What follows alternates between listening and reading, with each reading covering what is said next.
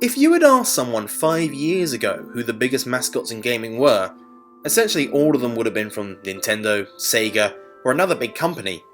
No one would have thought a character from a quirky indie game would be sitting next to the all-time greats. But yet here we are, half a decade later, and a certain blocky individual with his game has taken the world by storm. And we're not even sure what his real name is. Many people will tell you that this guy is called Steve. You can't blame him, even official Minecraft products seem to call him that. But Steve is at best a guess at his name. Really, he could be anyone. Because of this, his creator Notch wishes a question mark to always be placed after his name. So how did Steve come about? Steve is one of the earliest additions to the game, having only 2 blocks predate him. However, in an odd twist, Steve actually predates Minecraft itself.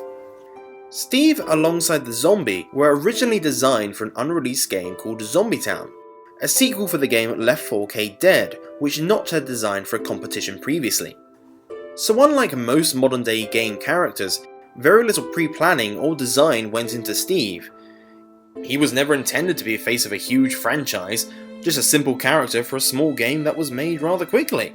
At a later date, Notch simply realised the character was actually pretty well made, and decided to use him as a test mob for his new game. Steve was never intended to be permanent, only a placeholder to a new player model could be found. You wouldn't even realise Steve was your character in the early builds, there was no way to see yourself. However, you could spawn Steve clones, or human mobs as they were later known, by pressing G with a good look at the model. They are very basic AI, running and jumping around in circles, swinging their limbs wildly. If spawned to the later editions, they would attack the player in a similar fashion to zombies, but they could not be spawned naturally except for the rare exception in the odd glitch biome known as the Farlands. However, since 1.8 they can no longer be spawned, as all their code has been deleted. When multiplayer came about, players finally discovered that they were in fact Steve as well, and shortly after people could finally see their own arm when not holding a block. Unfortunately for poor old Steve, his face was often quickly replaced with a different skin, again to reinforce the idea that the character was anyone and everyone. However, all those skins very nearly became redundant. Notch was considering getting a new artist for the game, since he was the only artist, hiring Mojang's first employee, a man named Hayden Doc Scott Barron, who had worked on games like Roller Coaster Tycoon. They set to work making entirely new mobs to replace the current ones. The only way people would ever see the old mobs would be if they bought the game in alpha. These new mobs were a large departure from the style of the others, and was using a new form of model called MD3, which was much faster than the previous ones. At first, Notch was apprehensive about the new style, but grew to like it. The result was 3 mobs called Steve, Black Steve, and one designed after DC's Beast Boy, cleverly named, well, Beast Boy. Another mob called Rana was also added, but was never intended to be fully integrated into the game. But she was the first to use the sound Steve would one day inherit. It's not quite clear what any of these mobs were intended to be, and although they possessed them, none of their animations played in the publicly available versions. What is known is at one point, a variation of Steve would have become the player character. Only some concept art exists.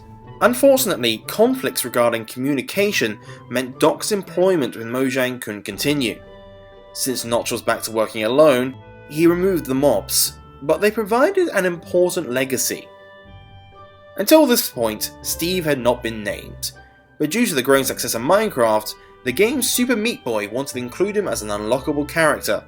Notch agreed, and when asked what his name was, he told them Steve, possibly after the scrapped mob, but made special mention of the question mark. Interestingly, Super Meat Boy itself admits it, but ever since then the name Steve has persisted.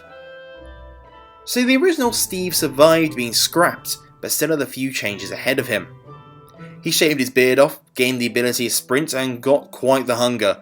He also gained a voice from Rana for a short period of time, but lost it after they replaced with gender-neutral damage sounds.